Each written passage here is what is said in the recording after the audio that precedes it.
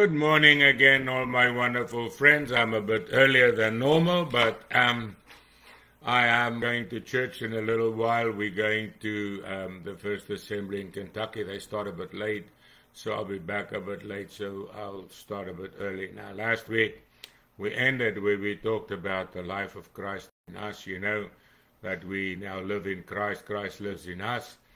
And but before we start, Father, thank you for this wonderful life that we have in Jesus. Eternal life, life everlasting, life that has no beginning and no end, your own life. We have you in all your majestic holiness and glory. But God, you know, sometimes we struggle just to not only believe but to understand, because it's so much greater than us. And I pray this morning that you will anoint us with wisdom and understanding, Lord, so that we will not only know who you are, but we also know who we are in you. And Lord, that the fullness of that knowledge will saturate our minds, our hearts, our beings, Lord, and that we will not live from our weakness, our human weakness, but from your divine strength and power and revelation in us. We pray it in Jesus' name. Come, Holy Spirit, and lead us and guide us and teach us, a divine teacher. We pray it in Jesus' mighty name. Amen. Right. Last week we talked about baptism, right? And we said that baptism is a symbol that I've died with Christ as I go under the water, that I was crucified with him. Like Paul says, I no longer live in Galatians 2 verse 20. Christ lives in me. Why? Because Romans says here we are raised into the newness of life. We did not have his life, but now we have his life when we are born again. We are born of him, and now he becomes our life. And it's interesting that Jesus never says, I give life. He said, I am life. You know, it's not having life outside of Jesus. You can't have it. But when you have him, you have life. Now, Paul says, now remember when we ended last week, he says, now if we died with Christ, we believe we shall also live with him. And now Paul goes on and he says, knowing this. Now, you know, remember what we said about knowing. It's not just a mental cognitive understanding or a knowledge. No, it is a experiential understanding. I not only know it in my mind, but I experience it. And now he goes on, knowing that Christ, having been raised from the dead, dies no more. Now, how do I know, you know, that Jesus rose from the dead? He rose in me. I was dead in sin. I was lost. When Christ came, I was changed into the newness of life. What happened is I was a totally changed person, like Paul says. He says, if any man's in Christ, you know, 2 Corinthians 5:17, he's a new creature. And you know what's a creature? It's a creation.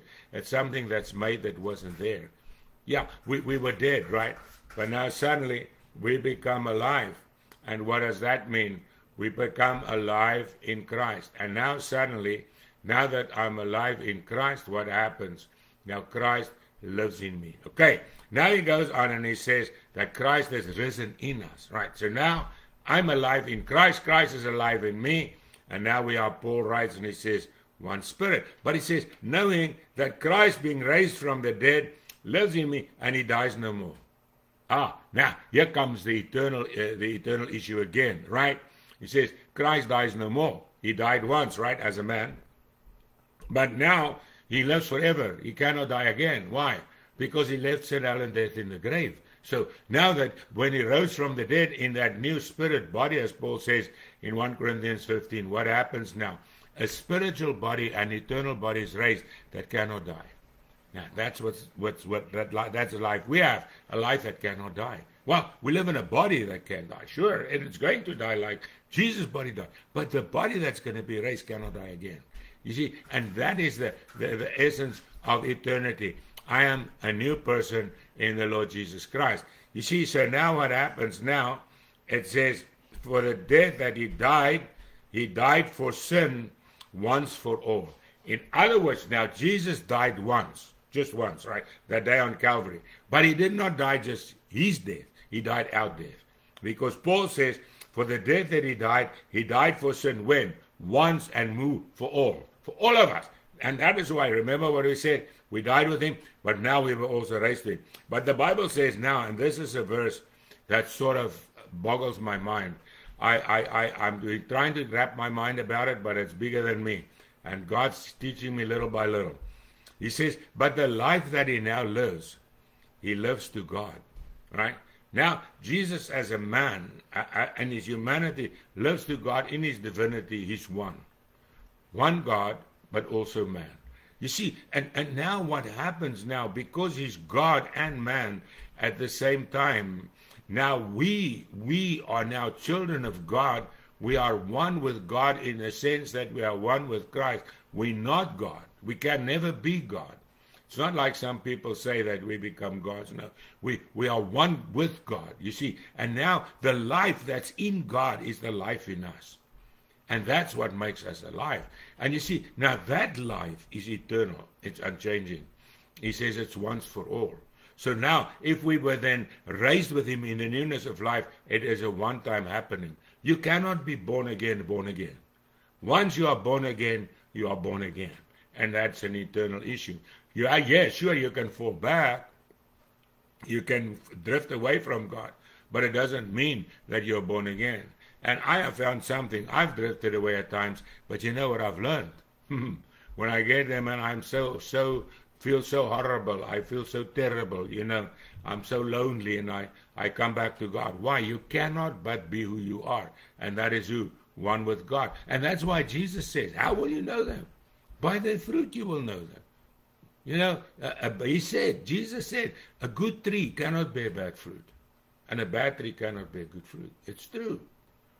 A sinner cannot but sin, and a child of God cannot be but a child of God, to do the will of God. Yes, we come short. It's true. But when we come short, what do? We come right. You see, and that's the difference. Our nature is not to sin. Our nature is to do the will of God. That's true, right? But our nature is also to obey God. We fail, yes. But what happens? Oh, God, I'm sorry. Help me not to do it again. You see, and that's where the power lies. It does not lie in ourselves. It does not lie in our own abilities and talents. But it lies by, like he says, the life of God that he lives for us. Now he says, likewise, just as Jesus now says he lives for God, reckon yourselves to be dead to sin, but alive to God in Christ Jesus our Lord. Now what is Paul saying? Just as much as Jesus are now dead to sin, we've got to reckon ourselves dead to sin. But what does reckon means? Make a calculation, right? So we've got to understand now that I died with Christ, but now I live with him.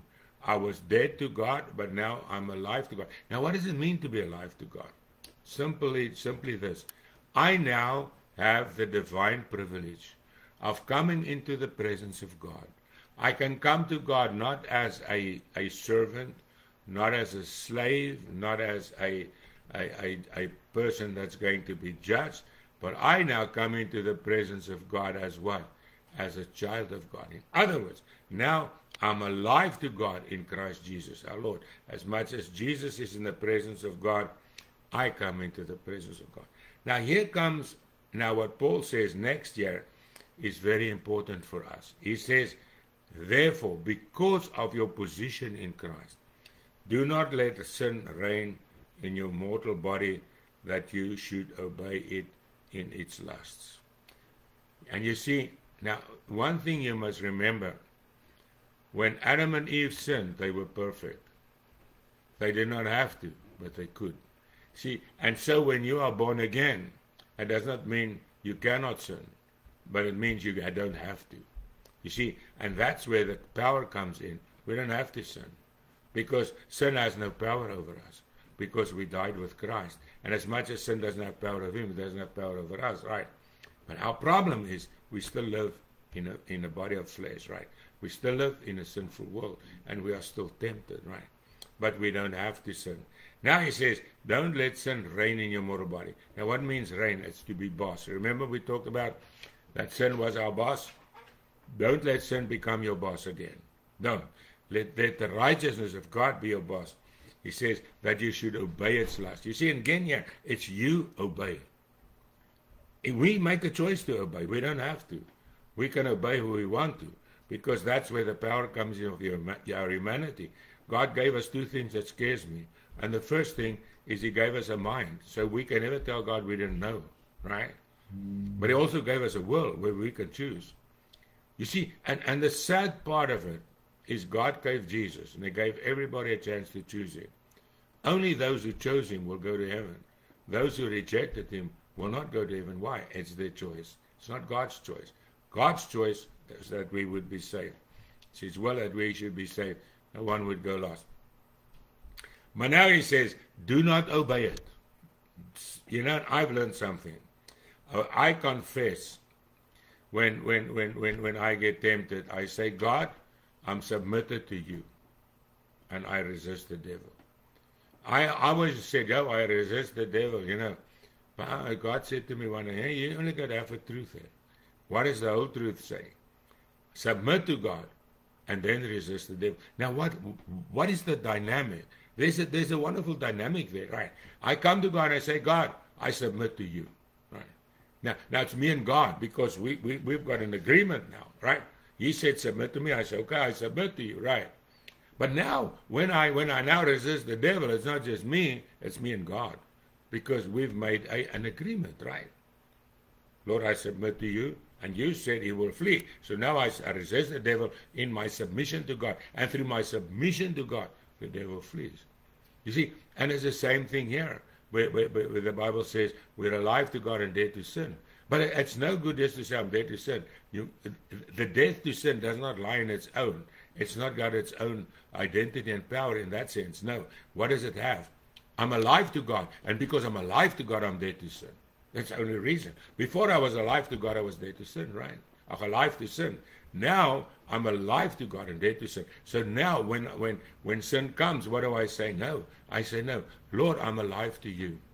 I'm dead to sin. Now sin has lost its power, because what I'm doing now, I'm not invoking, I'm not calling on the power of sin, I'm calling on the power of God. Now the power of God then in me is greater than the power of sin, and now I can withstand. See, and that's where our power lies. That's where the testimony comes. We confess what God says, and the moment you confess what God says, God will do what he said he would do, and we can then experience the blessing that goes with it. And now he says, let not sin reign in your mortal body, that you should burn his lust. And now he says, do not present your members as instruments of unrighteousness to sin. And you see again here, it's choice. But now we are born again. Now we are servants of the living God. And he says, don't give your members as instruments of unrighteousness to sin. In other words, don't do what's wrong. We know what's right, right? What is righteousness? Simply do what's right. Now he says, don't use your body to sin. It's as simple as that, right? But he says, but present yourself to God as being alive from the dead. And now that's what I just said, right? I come in and say, God, I'm alive to you, and I'm dead to sin, right? Now, in my life to God now, I receive the power to say no to sin, and now I'm alive to God, because the life of God now lives in me. You see, and your members as instruments of righteousness to God, right? So now I say, no, I'm not going to use my mouth to swear anymore, right? Like I did. I had a filthy mouth, right? So when I got saved, I said, my mouth is not going to be used to swear anymore and to curse people. My mouth is going to be used to worship God and to speak the word of God. You see, so now my mouth became an instrument of righteousness to God, right? I was speaking what's right. And the same way with my body, right? I used to go to places I was not supposed to go, right? I went to parties, I went to the bar, I went to places I wasn't supposed to go, right? And now my body was an instrument of sin. But now, what did I do? I said, I'm not going to go there anymore. The guy said, hey, you're coming to the bar with us. I said, where are you going? I'm either going home or going to church. He said, crazy, come to the bar. No. My body now became an instrument of doing what's right. And you see, that's as simple as it is. He's doing what God tells you to do. Now your member, your body, becomes an instrument of righteousness to God. And now he makes a statement, for he says, why? For sin shall not have dominion over you, For you're not under law, but under grace. Okay. Now what's he saying now? And here Paul comes to the crux of the matter. Right? What is the power of sin? It's the law. Right? The law says don't steal. So if you steal, the law condemns you. Okay? If you blaspheme God, what happens? The law says you've sinned, right? And what does the law do? The law condemns. It brings judgment. It says you sin, you shall die, right? But now we live under a different law. We'll get it there in Romans 8, the law of the Spirit of life in Christ Jesus, which is a different law. You still can't steal, you still can't murder, you can still not do what you want to do. But there's a difference in the law under which we live. It's the law of grace. Now, what does grace say? Have I sinned? Yes. The law says, die. Grace says, live. You know, we get that so very clear in the picture of the woman they brought to Jesus that was caught in adultery. Now, the Bible says she was caught in the very act of adultery. Now, they brought her to Jesus. Was she guilty? Yes. But they brought her with a false pretense. They did not want to obey the law because the law says if they caught her in the act, they must have caught the man too. So they were supposed to bring both of them to be stoned. But now they wanted to catch Jesus, and Jesus saw through them, right? And they said to him, Lord, this woman was caught in the very act of adultery. Now Moses says, the law says, stone her. What do you say? Now here, they thought they're going to bring him into a dilemma, right? But Jesus saw through them, right? And he said to them, okay, the one that's without sin, throw the first stone. Right? Now what is he saying? You want to be the judge? And you want to be the executioner? Be without sin. And they all realized then that they sinned because the Bible says he wrote in the sand with his finger, right? Now, we don't know what he wrote, but Peter Marshall said, we think he wrote there, thief, crook, adulterer, and they saw it, and their conscience convicted them, and they went away. And then, when every one of them has left, all their accusers was gone. And those who tried to use the law unlawfully was gone. And now Jesus, who was the lawgiver, was standing there, right?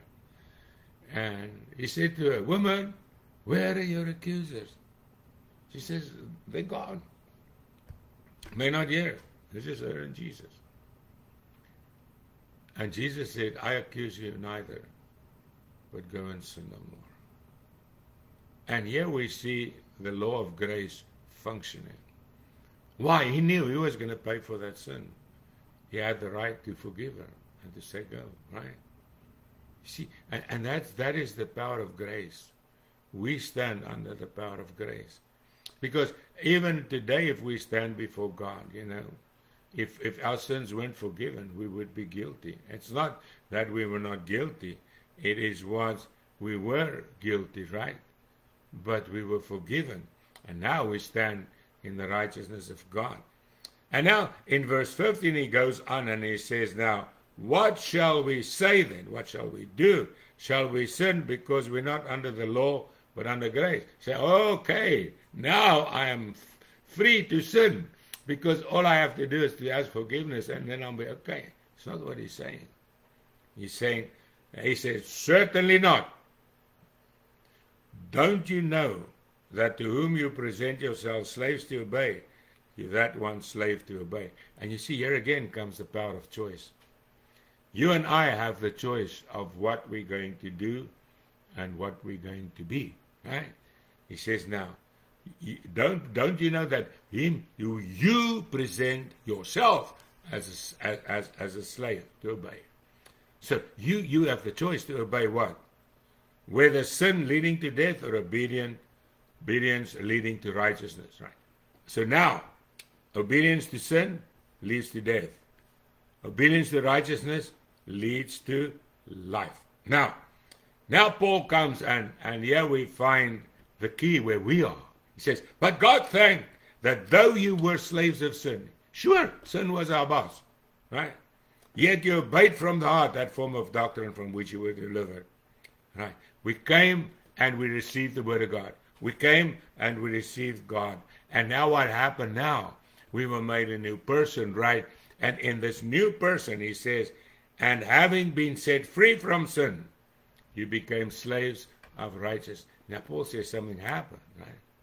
We were born again. And what happened now?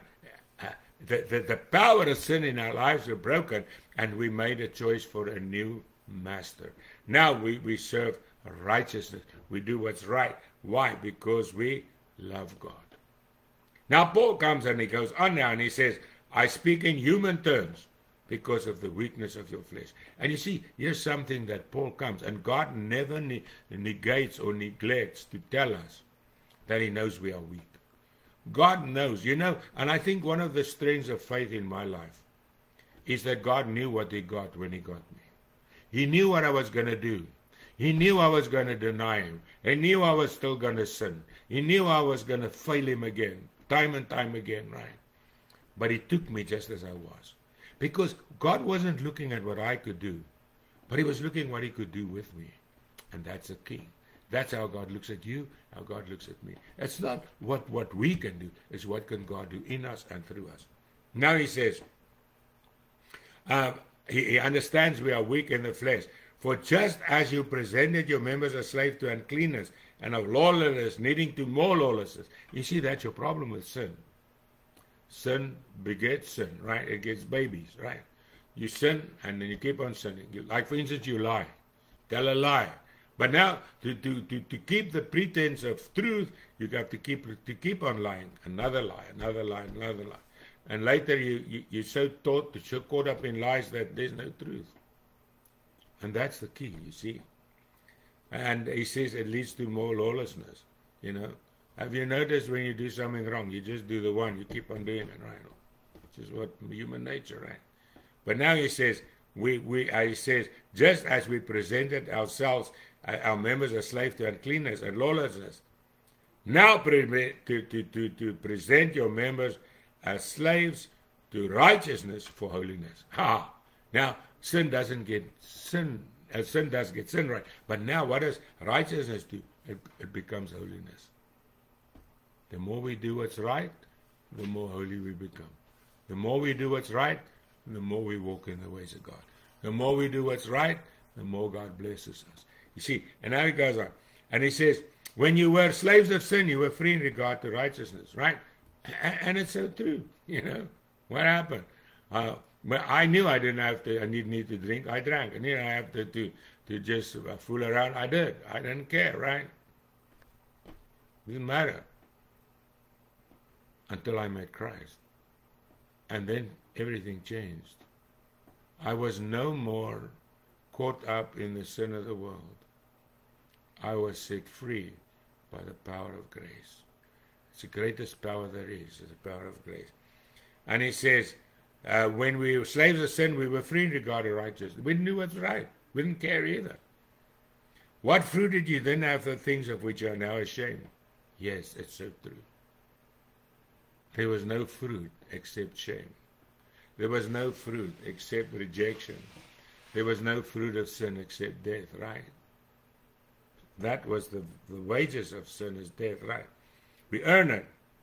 He says, but now, having been set free from sin and having become slaves of God, we have fruit to holiness and the end, everlasting life. And you see, my friend, we have been set free from sin. We've been set free from the power of darkness, set free of the power of the devil. Because now we are what? We are under the authority and the power of righteousness of God, right? He says, we having been set, it's gone, it's done when we got born again. And we become slaves of God. But the word slave that they use is the word bondservant, right? Now, bondservant is not someone who's a forced slave. It's a servant out of choice. In the Jewish custom, they used to, when a Jew sold himself to another Jew as a slave, he would only work for 7 years, then he would be set free. But if he then worked for his master as a slave, and for instance, the master gave him a wife and he got children, he could go free after 7 years. But if he loved his wife and his master, he would say, no, I would be your bond slave. In other words, I would be your slave free. You don't have to pay for me anything, I'll be a slave. Then they would take him to the elders and they put a hole through his ear with an awl. And then he would be a bond slave. In other words, he would be a slave by choice. That's what we are. Paul writes and he says, I'm a bond servant, a bond slave of the Lord Jesus Christ. Nothing forces me to be a slave, but I choose to be a slave, right? But now he says we are slaves of God. And now we have fruit to holiness. Because we bear fruit. Every time we do what's right, it brings forth goodness. Bring forth the will of God, right? And in the end, he says, everlasting life. In other words, the righteousness of God leads to everlasting life. And then he tells us why. He says, for the wages of sin is death. You earn it. It pays. In the end, it pays, yeah. But he says, the gift of God is eternal life in Christ Jesus our Lord. You earn death, but life is a gift. And if you want the gift, you have to take it. You know, it's a sad thing. The Bible says it's not the will of God that anyone should go lost, but that everyone should be saved, right? But how many go lost? I read it again this morning in my devotion. He says, broad is the way, and wide is the gate that leads to destruction, and many go in there. Narrow is the way, and small is the gate that leads to life, and few find it. Why? They choose the broad gate. It's the easy way. The narrow way is God's way, and it's our choice. Now, I chose the narrow way, and I found it's much better than the broad way. The broad way brings so much issues. The narrow way brings peace and comfort and grace in the power and presence of Christ. And if you've never given your life to Jesus, this is a great day to do it. Mine was a Sunday too, the 22nd of December, 1973. It will be 22 years this December. 52 years that I gave my life to Christ. And I tell you, the first 27 years I just existed. The last 52 years I've lived. And if you want to live and have this everlasting life, you have to receive Christ. There's no other way. He said, I'm the way, the truth, and the life. No one comes to the Father but by me. And if you haven't given your life to Christ, today is a good day to do it. All you need to do is to come to Him and say, Lord, I'm a sinner, forgive me. Wash me in your blood, cleanse me with your power, and give me your life. And He will do it. So if you want to pray that prayer with me, just say, Lord Jesus, I know I'm a sinner. I know I'm lost. Please forgive me for my sin. Cleanse me from all unrighteousness. Come into my heart and life and make me your child. And Lord, I'll praise you for it in Jesus' name. Amen. Well, isn't the Word of God something? There's nothing like this. Once you start digging, once you eat the bread, you just want more and more and more. So, my friends, you have the most marvelous and wonderful day in the Lord Jesus Christ. And live in this freedom of the grace of God. Father, I thank you for your love. Thank you for your word. Thank you for your mercy. Thank you for your kindness. Thank you for your grace. Be glorified in and through us in everything we are and do. In Jesus' name. Amen. Well, God bless you, my friends. Have an awesome day in Jesus.